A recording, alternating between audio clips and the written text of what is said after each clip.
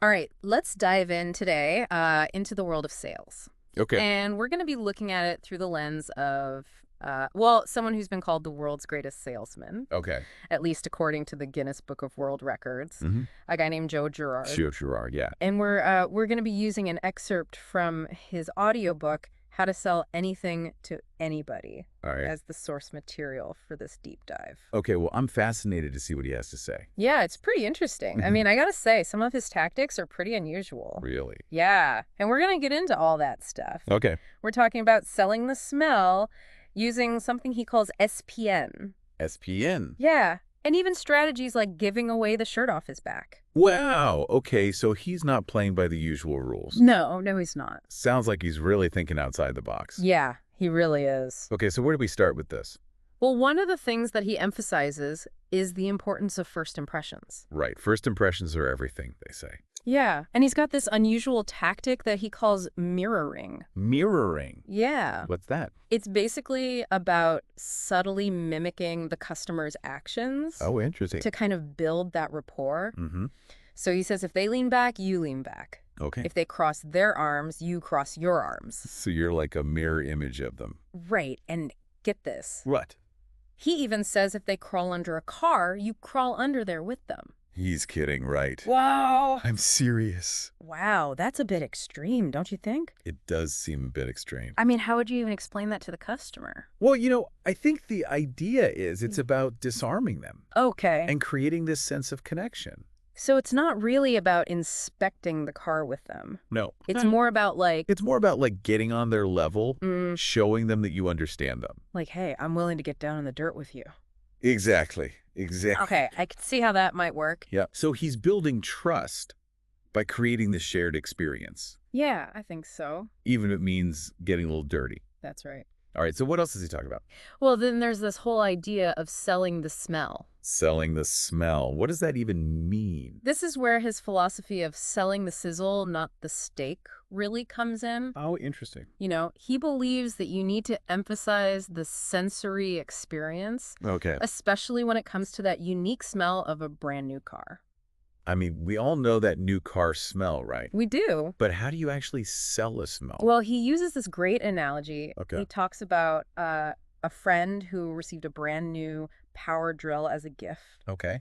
And, that feeling of like unwrapping something brand new and you plug it in, you just go to town. Right? Yeah, I get it. It's that childlike excitement, Mm-hmm. that sense of anticipation Right. that he tries to evoke in his customers. So it's not just about the features of the car or the price or whatever. It's not. It's about the feeling. Yeah. The experience. Exactly. Okay, so he's tapping into those emotions. Yeah, and I think that's really clever. Very clever. Because a lot of times people buy things based on emotion rather than logic. Right, it's an impulse buy. And he really understands that. But he's using that to his advantage. Yeah, he really is. Interesting. All right, so what else? What other tricks does he have up his sleeve? Well, this is where it gets a little bit mysterious. Okay. He talks about this concept of SPN. SPN, that's right, you mentioned that earlier. Yeah. What is that all about? And STN stands for salesperson's needs. Salesperson's needs. I thought it was all about the customer's needs. Well, it is in a way, Yeah. but it's not just about qualifying a customer based on like basic criteria. Like, can they afford the car? Yeah, like can they afford it? What kind of car do they need? That kind of thing. Right. It's about really understanding their deeper motivations Okay. and any potential anxieties they might have about the purchase. So it's not just about whether they can afford the car, it's about their emotional state. Exactly. Their feelings about making such a big purchase. Yeah, and it's also about uncovering their unspoken needs and fears. Like what?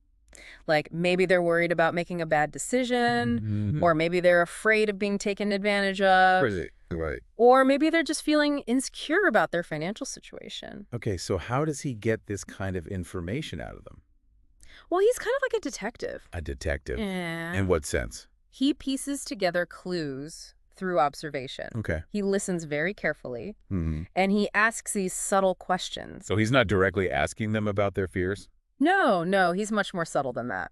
It's like he's reading between the lines. Yeah, and he's also paying attention to their current car. Oh. Their Possessions, like what kind of possessions? Like what kind of watch they're wearing. Okay. What's in their glove compartment? Oh, wow. So he's really observant. Yeah, he is. That's a little creepy, don't you think? Well, I mean, I think he's just trying to get a sense of their personality and lifestyle. So he can tailor his approach. Exactly, I exactly. guess that makes sense. So he's looking for those small details Right. that tell a story about who this person is. Yeah, the little clues that reveal their needs and preferences. And their fears. Yeah, and their fears. And then he uses that information to figure out the best way to approach them. So he's not using some kind of one-size-fits-all sales pitch. No, he's much more nuanced than that. He's customizing his approach for each individual customer. Exactly. Okay, that's pretty impressive. I think so, too. All right, so he's established rapport. He's tapped into their emotions. Yeah. He's gained this deep understanding of their needs. I'm guessing this is all leading up to his grand finale, his closing technique. Yeah, you got it. So how does Joe Girard close the deal? Well, his closing techniques are all about creating a smooth transition Okay. from understanding the customer's needs. To actually getting them to say yes. Makes sense. So it's not about like high pressure tactics. No hard sell. No, it's much more subtle than that. Okay, so what does that look like in practice? Well, he starts by asking these subtle questions, Okay. almost like he's just casually exploring options with the customer. Like what kind of questions? Like, for instance, he might ask about their color preferences.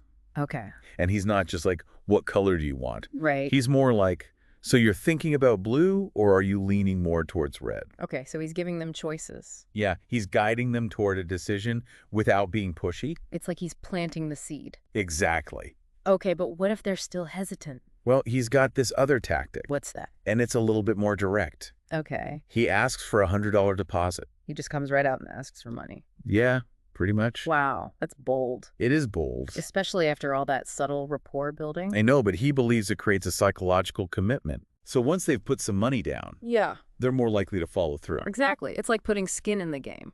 Makes the decision feel more real. Right, and speaking of commitment, Yeah. he also uses this thing called spot delivery. Spot delivery, what's that? This is probably one of his most controversial tactics. Okay, I'm intrigued. He actually lets the customer take possession of the car What? before the financing is finalized. They drive off the lot with the car Yeah. before they've officially bought it. Yep, That sounds incredibly risky. it does. What if they change their mind? Well, that's the gamble. What's his logic behind this? He believes it strengthens the customer's sense of ownership. Okay. So they're already picturing themselves Behind the wheel. behind the wheel, yeah. Owning the car. Owning the car. And that feeling is hard to let go of. Exactly. So he's appealing to their emotions again. He is. Yeah, smart. Yeah, and he's betting. That the emotional satisfaction will outweigh any practical concerns. Right, so he's built trust. Yeah. He's created desire. Uh-huh. And now he's making it almost impossible for them to walk away. He's really playing the long game here. He is. Okay, so what happens after the spot delivery? Well, this is where his emphasis on building long-term trust comes into play. So it's not just about getting the sale and moving on. No, not at all. He wants to build a relationship. Exactly. He sees closing a deal as just the beginning of a relationship. Interesting. Okay, so how does he do that? Well, he stresses the importance of handling service problems promptly, Okay. addressing complaints with empathy, Hmm. and going above and beyond to ensure customer satisfaction. So he's not just trying to make a quick buck. No, he's in it for the long haul. He wants to earn their loyalty. Exact. Okay, so what are some specific things he does to build that loyalty? Well, he mentions this one story Okay. where a customer had a problem with their car. Hmm. And it wasn't even technically his responsibility, Okay. but he ended up paying for a wheel alignment out of his own pocket. Wow, really? Yeah, That's going above and beyond. he really does. I mean, most salesmen would just say, not my problem. Right, but he sees it differently. How so? He argues it's a small price to pay. For building loyalty. For building loyalty, exactly. And generating positive word of mouth. Right. Smart. It's like an investment in future business. Yeah, because happy customers will come back for more. And they'll tell their friends. Right, and that's the best advertising you can get. Exactly. Word of mouth is gold. It really is. But he's not just selling cars. No. He's becoming their trusted advisor. Yeah, like their car guru. Their go-to person for all things automotive. Exactly. He wants to be the one they call for their next car purchase. And the one they recommend to their friends and family. Exactly. And it's a smart strategy. Oh, it really is. Especially in an industry where reputation is so important. Absolutely, and clearly it's working for him. Yeah, it is. I mean, he sells thousands of cars every year. He does. It's amazing. It's incredible. It really is. Okay, so we've talked about building rapport, selling the smell, SPN, closing techniques, and building long-term trust. Mm-hmm. Is there anything else we need to know about Joe Girard's approach? Yeah, there's one more thing I wanted to touch on. It's his attitude towards competition.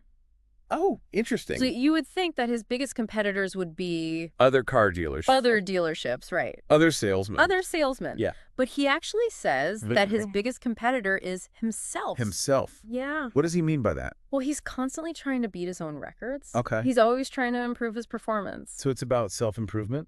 It's about continuous growth. It's about pushing himself to be better. It's like he's competing against his own past performance. Exactly. And I think that's a really powerful mindset. It is. It shows a real drive to succeed. Yeah, he's not content to just rest on his laurels. He's always striving for more. Always trying to reach new heights. That's probably why he's so successful. Yeah, I think so too. That inner drive is what fuels him. And that brings us to another interesting point. What's that? Which is his willingness to get help. Oh, that's right. He doesn't try to do everything himself. No, he doesn't. He believes in teamwork. He does. He really does. And delegation. Yeah, he talks about delegating tasks like paperwork and phone calls. Yeah. And even qualifying customers. To his team. To his team, yeah. Smart. It frees up his time to focus on what he does best. Right, which is connecting with people and closing deals. Exactly. And it allows him to leverage the skills of others. So he's built a really strong team around him. He has, yeah, including his son. His son. Who often works alongside him. Wow, that's interesting. Yeah, it's a real family affair. So he's not just a lone wolf out there selling cars. No, he's got a whole support system. A team of people helping him achieve his goals. And it's all part of his system. It's a system for success. Exactly. Okay, so to recap, Joe Girard emphasizes the importance of first impressions. Yeah. He uses this technique called mirroring to build rapport. He sells the smell. Yeah. He uses SPN to understand the customer's deeper needs and fears. Right. He has these subtle but effective closing techniques. He builds long-term trust by going above and beyond for his customers. Yeah. He has a strong team that supports him. And he's driven by this relentless desire to beat his own records. Exactly. And I think it's that combination of factors that has made him so successful. It's fascinating, isn't it? Yeah, it really is. I mean, he's not just selling cars. No. He's selling an experience. An experience, yeah. A feeling. Yeah, and he's doing it by really understanding people and their motivations. Right. And their fears. They're building relationships. Exactly. Okay, well, this has been really insightful. Yeah, it's been a great deep dive into the world of Joe Girard. Absolutely. I'm curious to see what else he has to say about selling. Well, stay tuned because we're going to be getting into more of his techniques and strategies. All right, I'm ready for part 2. In the next part of our deep dive. Right. And we're going to be talking about things like how he handles objections and how he creates a sense of urgency and how he ultimately gets people to say yes. Sounds good. Can't wait. So stick around. I will. And, you know, it's not just about closing the deal. It's about what happens afterward. Right. He really stresses that importance of keeping that trust going even after they drive off the lot. It's really all about the long game with him. Yeah. And he goes above and beyond to keep customers happy, even if it means losing a little on the profit side. Yeah, like he talks about this one time. A customer had a problem, and he ended up paying for a wheel alignment out of pocket. Really? Even though it wasn't technically his responsibility. Wow. So he's really putting his money where his mouth is. He is. He's saying customer satisfaction is worth it. That's a pretty radical approach, don't you think? It is, but it seems to work for him. Yeah. I mean, what's the logic there, do you think? Well, he says it's all about building that loyalty. Okay. Turning those one-time buyers into repeat customers. And getting those good recommendations. Exactly. Word of mouth is powerful. You know, it's funny. It's almost like he's not just selling cars. Right. He's almost like a consultant. Yeah, like a trusted advisor. Someone you can call with any car question. Exactly. Someone who's looking out for you. And people like that. They do, and they come back for more. Yeah, and he even mentions calling customers a few weeks after the sale just to check in. Really just a, hey, how's the car running kind of thing. Yeah, just a little touch base. That's smart. It keeps them top of mind. Right, and it reinforces that relationship. It's all about staying connected. He really is turning that whole used car salesman image on its head, isn't he? He is. He's like the anti-salesman salesman. Yeah, exactly. It's refreshing to see someone prioritize those long-term relationships. Yeah, instead of just going for the quick sale. And you know what clearly pays off? It does. I mean, the guy sells thousands of cars every year. Yeah, he's incredibly successful. But it's not just about the numbers with him. No, it's about building something that lasts. Yeah, and it's about constantly challenging himself. That's right. Remember, he said his biggest competition is himself. Yeah, that really stuck with me. It's a powerful concept, isn't it? It is. It's like he's always striving to be better. Always trying to beat his own record. Yeah, and that's what fuels him. I think so, too. And it's probably why he's so open to getting help. Right. He realizes he can't do everything on his own. And he's not afraid to delegate. Yeah, he's got his team handling a lot of the day-to-day stuff. Like the paperwork and the phone calls. Yeah, even qualifying customers. So he can focus on what he's good at. Exactly, and he seems to have a really good team. He does. He talks about them a lot in the book. Especially his son. Yeah, they seem to work really well together. It's like a well-oiled machine. And they're all working toward the same goal. Which is customer satisfaction. And ultimately success. Exactly. And you know what I think one of the most interesting things about Joe Girard is... What's that? His willingness to talk about money. Oh, yeah. He's very open about his earnings. His expenses. And his investments. It's refreshing, isn't it? It is. Most people in his position would be very secretive about that stuff. I think so, too. But he's not afraid to share. And I think it's because for him, it's not just about greed. Right. It's more like money is a way to keep score. Yeah, like a measure of his success. He's driven by the challenge, the game of it all. And the money is just a byproduct of that. Exactly. And he even says that he probably makes more net profit than most car dealers. Even though he's just a salesman. Yeah, it's incredible. He's a businessman in his own right. He really is, but he's also very transparent about the costs of doing business. Yeah, he talks about his marketing expenses, his team salaries, all that stuff. But he sees those as investments. Right, investments that will pay off in the long run. It's like he's playing chess while everyone else is playing checkers. Yeah, he's always thinking several steps ahead. And I think that's a big part of his success. It is. He's not just reacting. He's strategizing. And he's always looking for that edge. And he's not afraid to spend money to make money. Exactly. But at the same time, he's not reckless. No, he's very calculated. It's a delicate balance, isn't it? It is. You got to spend money to grow your business. But you also got to be smart about it. Right. You got to know where to invest. And Joe Girard seems to have figured that out. He has. He's built a very successful system. And it all comes back to his philosophy of building relationships. And exceeding expectations. And creating a win-win situation for everyone involved. He's a true master of the art of the deal. He really is. And there's a lot we can learn from him. Even if we're not selling cars. Exactly. I think his principles can be applied to any field. Absolutely. Whether you're an entrepreneur or freelancer, or even just someone looking to get ahead in your career. There's something in Joe Girard's story for everyone. I agree. And you know what? One of the things that really struck me was his comparison of selling to acting. Oh, yeah. He talks about creating a persona. Yeah, like a character that embodies his sales philosophy. It's fascinating, isn't it? It is, but it's not about being fake or manipulative. Right. It's about presenting yourself in a way that builds trust and confidence. Like an actor playing a role. But the key is authenticity. Yeah, you got to believe in what you're selling. And you got to genuinely want to help people. Otherwise, it'll show. Exactly. And I think that's what makes Joe Girard so successful. He's got that combination of skill, charisma, and genuine desire to help people. And that's a winning formula no matter what you're selling. Yeah, it really is inspiring. And it makes you wonder. If it can work outside of car sales. Yeah, could you apply these principles to other fields? Exactly. So what does this all mean for our listener? Wow. What can they take away from all this? Even if you're not in sales, I think there's some key takeaways here.